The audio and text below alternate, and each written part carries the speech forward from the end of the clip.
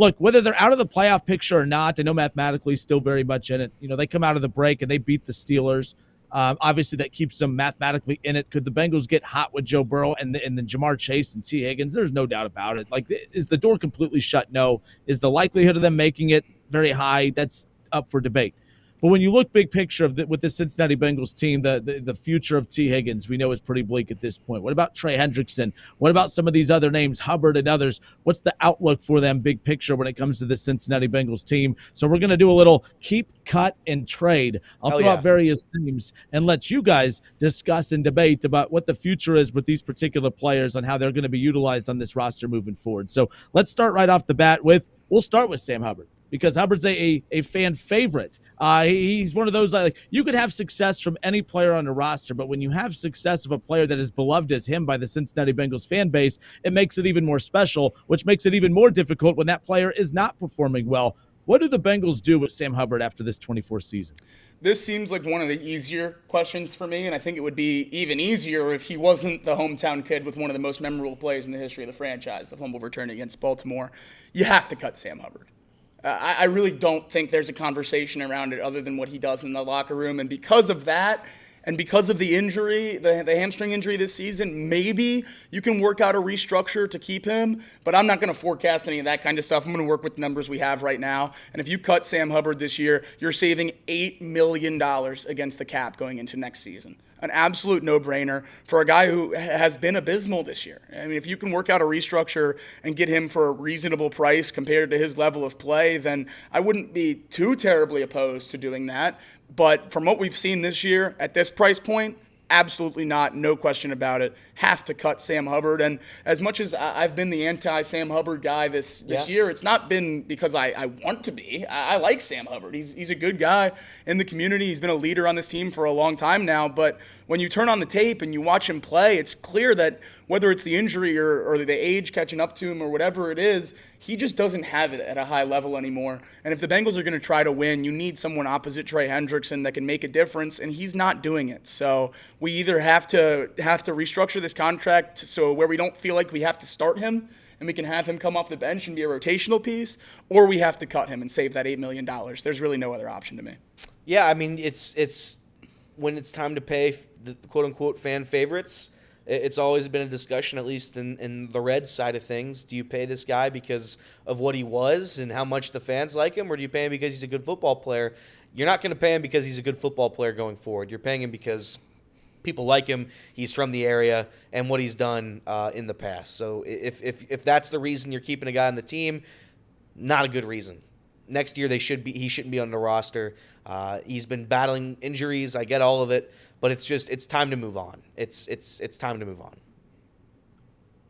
Casey, if you want to jump in on some of these too, by all means, please do so. Obviously, Hubbard, kind of an interesting talking point, a fan favorite, just obviously hasn't been playing well this season. What do you think the Bengals do with Hubbard when it's all said and done? Well, I can tell you what I'm thinking they'll do. They'll probably keep him. Yeah. What I think they should do is a whole other conversation. I do think that they should cut Sam Hubbard. I think it's a no-brainer for any other franchise. It's nothing personal.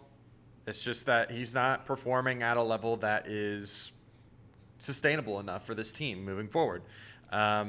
You just look at the film right now. He's tripping over himself. He's not as strong as he was. I mean, he's playing on a partially torn hamstring. I mean, what are we doing? Right. It's malpractice almost at this point. The fact that throughout his entire career he's been willing to play through injuries, it's a testament to his character.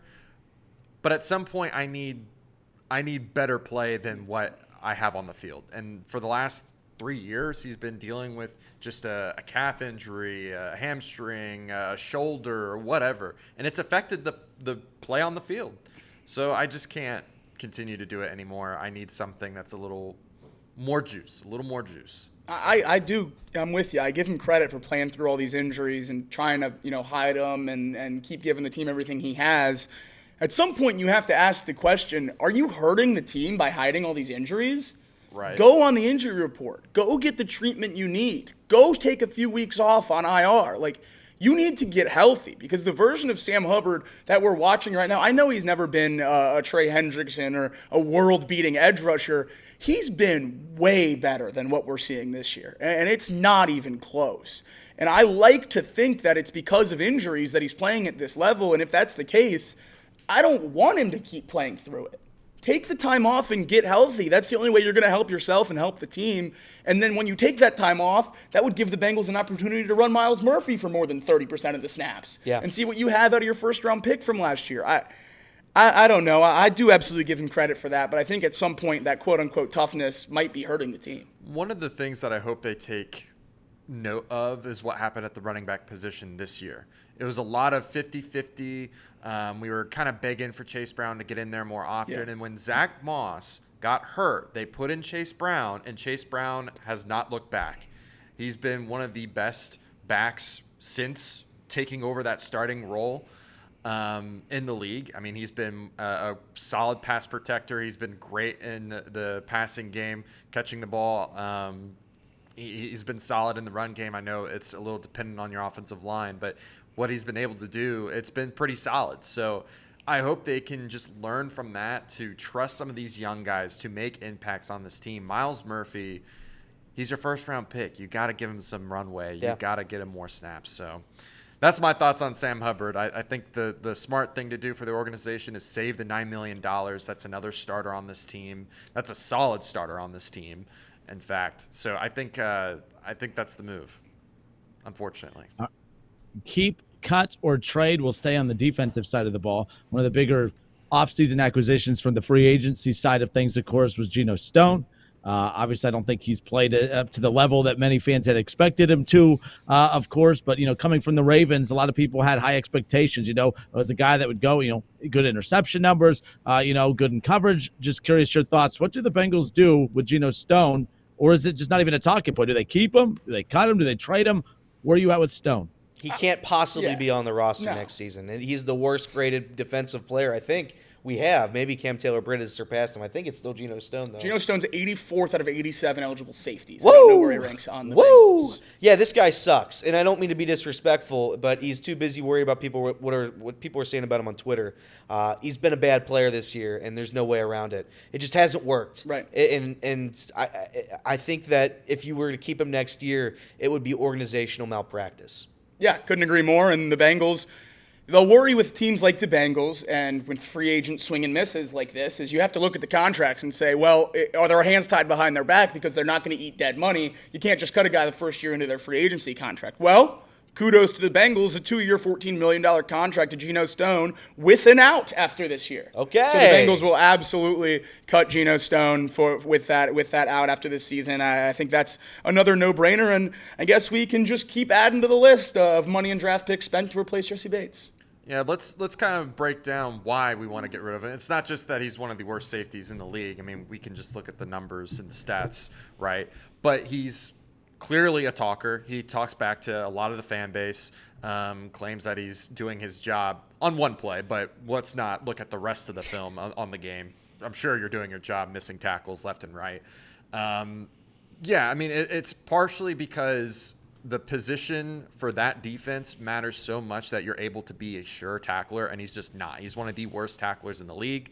He's not fast enough to regain ground when he's burnt on plays or when he's taking a bad angle.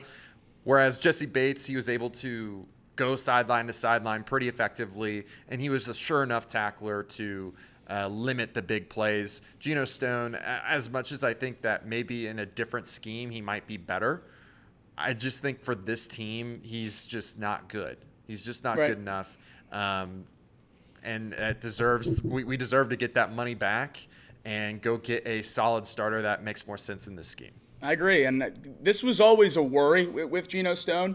He's a very volatile signing. You signed him last year because he led the league or second in the league in interceptions, and whenever a safety is that high in interceptions, it's because they're jumping routes and they're trying to read the ball and put themselves in positions to catch it, and maybe they're not the best cover guy in the constraints of a certain system, and I think that's what we're seeing with Geno Stone. We tried to get him to give our defense some more explosive plays, create more turnovers. Now that he's not doing that, he's still getting beat I would wager to say in the same ways he was getting beat last year, but he's just not making a play on the ball, which is exposing him way more. And that's the worry you get whenever you sign one of these ball hawk safeties. And on top of that, too, when you have Cam Taylor-Britt on your Exactly. side, it just exposes you even more. It's a little different to put that safety in a defense with Marlon Humphrey than Brandon Stevens than it is to put him behind Cam Taylor-Britt and Josh Newton.